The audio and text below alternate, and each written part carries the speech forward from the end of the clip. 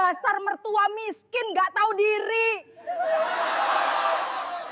Assalamualaikum warahmatullahi wabarakatuh. Bayangkan, seorang pengantin wanita tega mempermalukan ibu mertuanya, bahkan sampai melempar kotoran ke muka mertuanya. Namun ternyata, sebelum kita mulai, kami doakan yang subscribe dan like supaya dilancarkan rezekinya, dan dilunaskan hutangnya. Komen amin di bawah ya. Mila, pengantin wanita, berdiri di depan cermin besar ruang rias. Gaun putih berpayet perak melingkari tubuhnya yang ramping.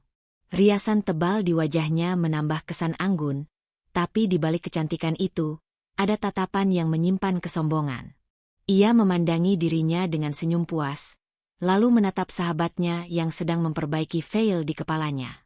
Akhirnya, ya, aku resmi jadi istri orang sukses, ucap Mila sambil tertawa kecil. Semua tamu pasti iri lihat aku nanti. Sahabatnya, Lala, ikut tersenyum tapi dengan nada ragu. Tapi, Mil, katanya ibunya Arman mau datang juga. Mila menoleh cepat, ekspresinya berubah. Ibunya Arman? Maksudmu Bu Solehah? Hah, aku harap enggak. Aku udah bilang ke Arman, kalau ibunya datang, suruh pakai yang pantas. Aku enggak mau ada orang berpenampilan kumuh di acara seperti ini. Nada bicaranya dingin, penuh keangkuhan. Sementara itu, di luar hotel, sebuah angkot tua berhenti perlahan di depan gedung. Dari dalamnya turun seorang wanita berusia sekitar 50-an, mengenakan kebaya coklat sederhana, selendang lusuh menutupi rambutnya yang mulai memutih. Itulah Bu Solehah, ibu kandung Arman. Ia menggenggam erat sebuah kotak kecil, berisi gelang emas tua, peninggalan almarhum suaminya. Hatinya berdebar, bukan karena malu, tapi karena rindu. Ia ingin memeluk anaknya, memberikan doa dan restu terbaik untuk pernikahannya. Setelah melewati satpam dan kerumunan tamu berjas, Bu Solehah melangkah pelan memasuki ballroom megah itu. Suasana langsung berubah. Bisikan kecil terdengar di mana-mana. Siapa itu? Kayaknya bukan tamu undangan, deh. Lihat, bajunya. Aduh, norak banget. Bu Solehah tersenyum kecil, mencoba menatap pelaminan di ujung ruangan. Jauh di sana, ia melihat Arman, putra kesayangannya, berdiri gagah di samping Mila. Air matanya menetes pelan. Ia tidak peduli cibiran, tidak peduli pandangan orang. Yang ia tahu, hari itu adalah hari bahagia anaknya. Namun langkah kakinya terhenti ketika seorang tamu wanita menahannya. Bu, maaf, ini undangan VIP. Ibu yakin gak salah tempat? Tidak, nak. Saya ibunya Arman. Saya cuma mau kasih doa restu, jawab Bu Solehah lembut. Wanita itu terdiam sesaat, lalu membiarkannya lewat, meski dengan tatapan sinis. Dan ketika Bu Solehah akhirnya berdiri di depan pelaminan, semua mata beralih ke arahnya. Mila yang sedang tersenyum untuk sesi foto, mendadak kaku melihat wanita itu mendekat. Ia menatap dari ujung rambut hingga kaki, lalu menatap tamu-tamu di depannya yang mulai berbisik-bisik. Sebuah senyum sinis muncul di bibirnya. Bu, maaf, ibu tamunya siapa? Ya? Suaranya lembut tapi penuh sindiran. Arman segera berbisik. Mil, ini ibu. Ibu Solehah. Tawa kecil terdengar dari beberapa tamu. Mila mengerutkan dahi. Maksud kamu, ini ibumu? Ibu kandung. Iya, Mil. Ibu datang jauh-jauh dari kampung cuma buat kasih restu. Mila tertawa pelan. Bukan tawa bahagia, tapi ejekan halus yang menusuk. Astaga, Arman. Kamu nggak kasih tahu ibumu kalau acara ini formal? Aku nggak nyangka, di hari sepenting ini, malah ada orang datang kayak pembantu. Beberapa tamu tertawa kecil. Arman menatap istrinya tajam, tapi Mila terus melanjutkan. Maaf ya, Bu. Ini bukan acara hajatan kampung. Kalau tahu mau datang, harusnya ibu dandan sedikit. Masa kepernikahan anaknya pakai sandal jepit. Ruangan hening. Kamera yang tadi memotret kebahagiaan, kini merekam drama yang tak seorang pun duga akan terjadi. Arman menatap ibunya, wajahnya penuh rasa bersalah. Bu, maafkan Mila. Dia cuma... Tapi sebelum kalimat itu selesai, Mila sudah mengambil kotak kecil dari tangan Bu Solehah. Apa ini? Hadiah? Cincin emas? Aduh, modelnya kuno banget. Tahun berapa ini, Bu? Katanya sambil tertawa. Gelak tawa dari tamu-tamu kembali pecah. Mila menatap gelang itu jijik, lalu melemparkannya ke lantai. Saya nggak butuh barang murahan seperti ini. Bu Solehah tertegun. Matanya berkaca-kaca. Tapi bibirnya tetap bergetar dalam senyum yang dipaksakan. Nggak apa-apa, Nak. Ibu cuma ingin mendoakan. Semoga rumah tanggamu bahagia. Namun justru kata-kata itu yang membuat Mila makin geram. Ia merasa seperti diremehkan. Saat itulah, pelayan lewat membawa ember berisi air kotor dan bunga layu dari dekorasi meja. Mila, yang terbakar amarah dan malu karena bisikan tamu-tamu, mengambil segenggam lumpur dari ember itu dan melemparkannya ke wajah Bu Solehah. Kalau mau datang ke pesta orang kaya, belajar dulu caranya jadi orang berkelas. Malam itu, seminggu setelah pesta megah yang menjadi bahan pembicaraan seluruh kota, Mila duduk sendiri di ruang tamu rumah barunya. Rumah itu besar, bergaya Eropa, tapi malam terasa dingin dan sunyi. Suara detak jam dinding terdengar jelas di tengah keheningan, seolah menghitung satu persatu detik yang menekan pikirannya. Di tangannya, masih terpegang ponsel yang layar utamanya dipenuhi notifikasi. Tapi bukan notifikasi ucapan selamat, melainkan hinaan. Komentar-komentar di media sosial menyerbu. Perempuan sombong yang gak tahu adab. Ibu sebaik itu malah kamu perlakukan kayak sampah. Cantik sih, tapi hatinya busuk. Video berdurasi 43 detik. Saat ia melempar lumpur ke wajah Bu Solehah, kini tersebar di mana-mana. Bahkan sudah menjadi topik di acara gosip televisi. Brand-brand yang dulu berbaris menawarkan kerja sama kini memutus kontrak tanpa pikir panjang. Bahkan endorsement skincare yang sudah ia tanda tangani senilai puluhan juta dibatalkan sepihak dengan alasan menjaga citra perusahaan. Mila menatap layar itu dengan mata membesar tak percaya. Kenapa bisa secepat ini? Siapa yang sebarkan video itu? Lala, sahabatnya, duduk di seberang sambil menunduk. Mil, sepertinya banyak tamu yang merekam. Aku lihat sendiri beberapa orang pegang ponsel waktu kamu. Cukup, bentak Mila, membanting ponsel ke meja. Aku nggak butuh kamu menghakimi aku juga. Suara keras itu menggema di rumah yang kini sepi. Arman belum pulang. Sudah beberapa hari ini suaminya jarang bicara. Jikapun pulang, wajahnya dingin, nyaris tanpa ekspresi. Mila tahu, hubungan mereka sedang retak, tapi egonya menolak untuk mengakuinya. Di sisi lain, di sebuah rumah sederhana di pinggiran Bogor, Bu Solehah sedang duduk di serambi rumah, ditemani cahaya redup lampu minyak. Tangannya masih memegang gelang emas tua yang sebelumnya sempat terlempar di lantai ballroom. Seorang tetangga yang kebetulan bekerja di hotel itu diam-diam mengambilnya dan mengembalikan gelang itu kepadanya keesokan harinya. Ibu nggak marah, Bu? Tanya tetangganya pelan. Tidak, Nak, jawabnya lembut. Kalau kita balas kejahatan dengan amarah, kita sama saja seperti mereka. Biar Allah yang membalas dengan caranya. Nada suaranya tenang, tapi di balik ketenangan itu ada luka yang dalam. Setiap kali ia menutup mata, wajah Mila, dengan tatapan sinis dan suara penuh ejekan, masih jelas terbayang. Tapi bukan dendam yang tumbuh, melainkan doa. Ya Allah, jika aku dihina karena kesederhanaanku, biarlah Engkau tunjukkan bahwa kemuliaan sejati tak butuh pakaian mahal. Jadikan aku sabar, tapi jadikan juga kebenaran nyata di depan mata mereka. Doa itu ia ucapkan setiap malam, dengan air mata yang menetes di sajadah. Kembali ke Jakarta. Pagi berikutnya, Arman akhirnya pulang. Wajahnya kusam, matanya lelah. Mila yang sedang menunggu di ruang makan langsung berdiri. Mas, kemana aja? Aku khawatir, katanya berusaha manja, tapi Arman tidak menatapnya. Aku di kantor, jawabnya datar. Ngurus proyek. Ngurus proyek atau ngurus ibumu? Mila menatap curiga. Arman menghentikan langkahnya, menatap istrinya tajam. Ibu nggak salah apa-apa, Mila.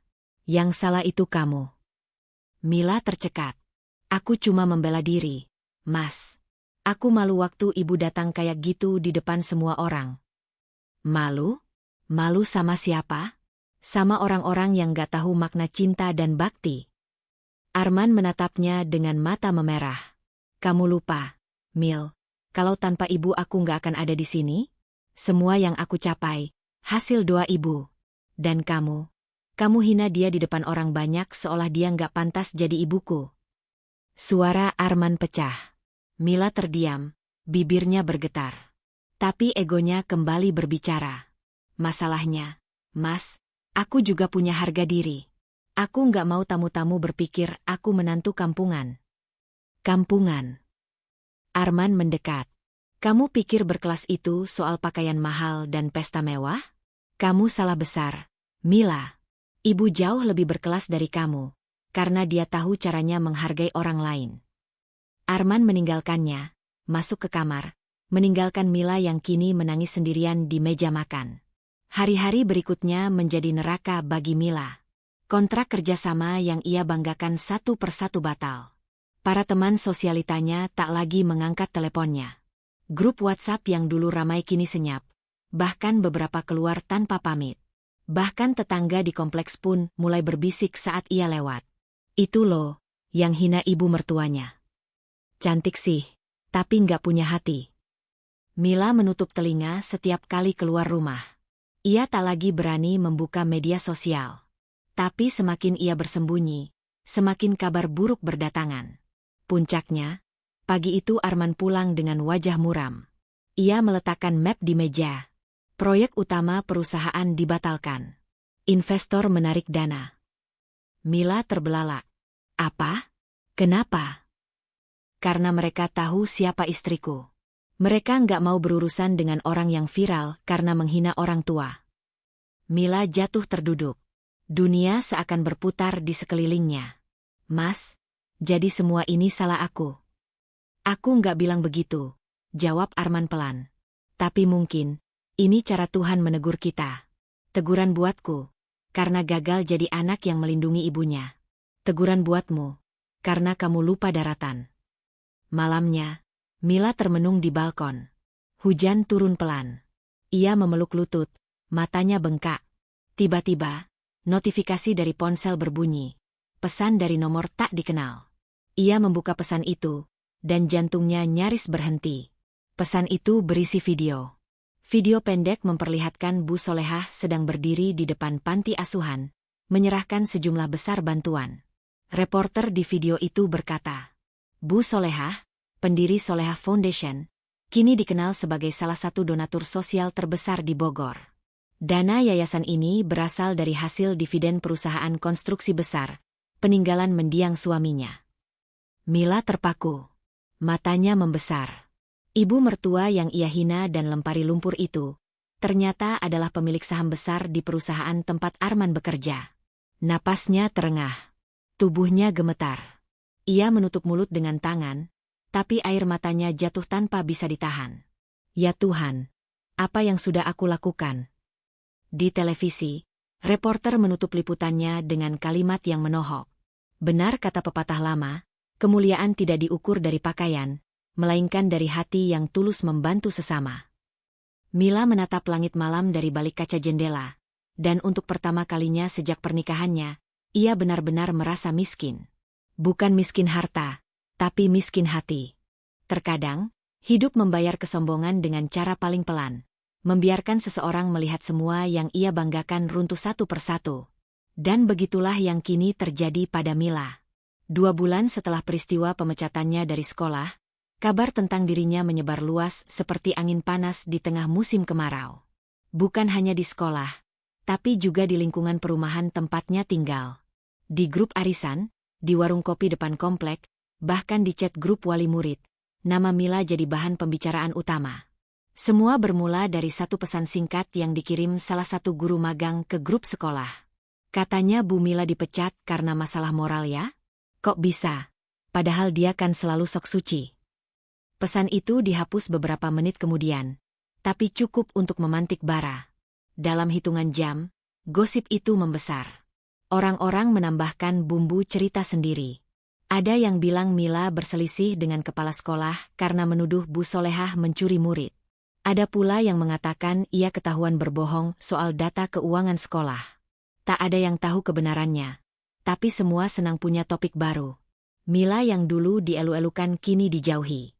Orang-orang yang dulu menyanjungnya kini pura-pura tak mengenalnya. Di minimarket, kasir yang biasanya menyapanya ramah kini hanya menunduk dingin. Di pertemuan warga, tempat duduk di sebelahnya kosong.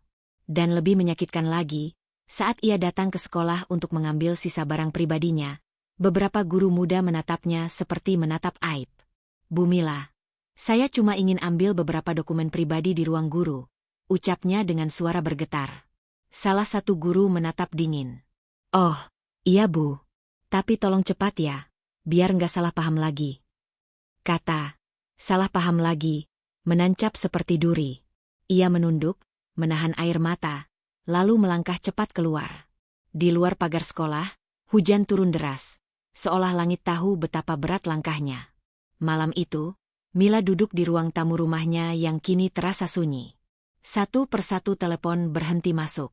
Bahkan, murid-murid bimbel yang dulu diajarinya mulai pindah ke tempat lain. Rekening tabungannya menipis. Ia tak lagi punya penghasilan tetap. Ia menatap kaca jendela, melihat bayangan dirinya sendiri. Wajah yang dulu ia banggakan karena sering dipuji, berkelas, kini tampak kusam. Lalu untuk pertama kalinya, ia berani bertanya dalam hati. Apakah ini balasan atas apa yang kulakukan pada Bu Solehah dulu? Nama itu muncul di benaknya setiap malam. Bayangan wanita tua dengan senyum tenang dan suara lembut itu menghantui pikirannya. Dulu, Mila dengan lancang menghina dan merendahkannya hanya karena pakaian dan asal-usulnya. Sekarang, justru dirinya yang tampak seperti pengemis di mata orang lain. Keesokan harinya, Mila memberanikan diri. Ia mengenakan jilbab sederhana dan membawa tas berisi roti serta buah tangan kecil. Tujuannya satu, menemui Bu Solehah. Rumah Bu Solehah terletak di gang sempit dekat pasar. Mila masih ingat jalannya. Namun begitu sampai di depan pagar rumah itu, hatinya bergetar. Hari itu, Bu Solehah tampak sedikit lemah. Wajahnya pucat, dan langkahnya lebih pelan dari biasanya. Ibu, istirahat dulu, biar saya lanjutkan mengajar, pinta Mila dengan lembut. Namun wanita parubaya itu tersenyum tipis. Tidak apa-apa, Nak. Aku hanya ingin menuntaskan surat ini dulu. Surat wasiat untuk yayasan ini. Kata, wasiat, membuat dada Mila bergetar. Ibu bicara apa? Jangan bilang begitu. Bu Solehah hanya menepuk punggung tangan Mila, memberi isyarat agar ia tenang. Menjelang malam, hujan turun deras. Suara petir menyambar, sementara anak-anak sudah tertidur di asrama. Mila duduk di samping tempat tidur Bu Solehah yang terbaring. Di meja kecil, segelas air putih dan mushaf Al-Quran terbuka pada surah Ar-Rahman. Ibu, saya takut kehilangan ibu, bisik Mila sambil menatap wajah wanita itu yang mulai lemah. Bu Solehah menatapnya penuh kasih, meski suaranya nyaris tak terdengar. Nak Mila, hidup ini bukan untuk disesali. Aku bahagia, karena Allah mempertemukan kita bukan untuk saling melukai, tapi untuk saling memperbaiki. Air mata Mila jatuh satu persatu. Ia menggenggam tangan Bu Solehah erat-erat. Ibu jangan bicara seperti itu. Saya belum sempat membalas semua kebaikan ibu. Senyum lembut itu kembali muncul. Kau sudah membalasnya. Dengan tobatmu, dengan rendah hatimu. Jangan tangisi aku, Nak. Teruskan perjuangan ini. Jadilah cahaya untuk anak-anak itu.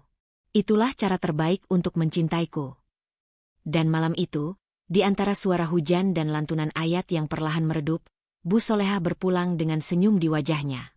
Keesokan harinya, seluruh yayasan berduka. Anak-anak menangis. Mila tak berhenti berdoa di samping jenazah ibu yang telah menggantikan peran yang tak pernah ia miliki. Namun di tengah kesedihan, satu hal mengejutkan terjadi. Setelah prosesi pemakaman, seorang notaris datang membawa berkas tebal. Ini surat wasiat dari almarhumah, ujarnya sambil menyerahkan map coklat pada Mila. Dengan tangan gemetar, Mila membuka lembar demi lembar. Di dalamnya tertulis dengan tulisan tangan Bu Solehah yang indah dan tenang. Aku mewariskan seluruh yayasan ini kepada Mila, bukan karena belas kasihan, tapi karena aku percaya, hanya dia yang bisa menjaga anak-anak ini dengan hati yang ikhlas. Dulu ia salah, tapi kini ia bangkit. Dan di mata Allah, yang bertaubat jauh lebih mulia dari yang merasa tak pernah berdosa. Mila menutup mulutnya, terisak hebat. Ia memeluk surat itu di dada. Ya Allah, aku tidak pantas menerima semua ini. Namun di dalam hati, suara lembut Bu Solehah seperti bergema. Tidak ada yang pantas, nak. Tapi setiap hati yang mau berubah selalu layak diberi kesempatan. Hari-hari berikutnya menjadi awal baru. Mila memimpin yayasan itu dengan rendah hati. Ia tak lagi mengenakan pakaian mahal seperti dulu, melainkan gamis sederhana yang mirip seperti milik Bu Solehah. Ia mengajar, menulis, dan membimbing anak-anak tanpa pamrih. Setiap pagi, sebelum memulai kegiatan, ia berdiri di depan taman kecil tempat Bu Solehah dulu menyiram bunga. Di sana, ia menunduk dan berbisik, "Ibu, aku akan teruskan perjuangan ini. Terima kasih sudah menunjukkan padaku apa arti kemuliaan yang sebenarnya." Dan entah mengapa, setiap kali angin berhembus melewati taman itu, kelopak bunga mawar selalu berguguran lembut, seolah mengamini janjinya. Beberapa bulan kemudian, di acara peringatan pendirian yayasan, banyak tamu berdatangan. Termasuk tamu-tamu yang dulu pernah menjadi saksi saat Mila menghina Bu Solehah. Kini, mereka menatap Mila dengan kagum, bukan karena kecantikannya, tapi karena ketulusan yang terpancar dari wajahnya. Seorang mantan koleganya dari sekolah lama berbisik pelan. "Lihat, dia bukan Mila yang dulu. Sekarang, dialah wanita yang benar-benar berkelas." Mila menatap langit sore yang keemasan, lalu menatap anak-anak yang tertawa riang di halaman. Dalam hati, ia tahu, inilah pembalasan dari langit yang paling indah. Bukan berupa kehancuran orang lain, tapi berupa kesempatan untuk memperbaiki diri. Pesan moral. Kesombongan bisa membuat seseorang buta akan nilai sejati kehidupan. Tapi ketika hati mau merendah dan belajar, Tuhan bisa mengubah hinaan menjadi kehormatan, dan luka menjadi cahaya. Karena kemuliaan sejati bukan berasal dari pakaian atau jabatan, melainkan dari hati yang tahu cara meminta maaf dan memberi maaf.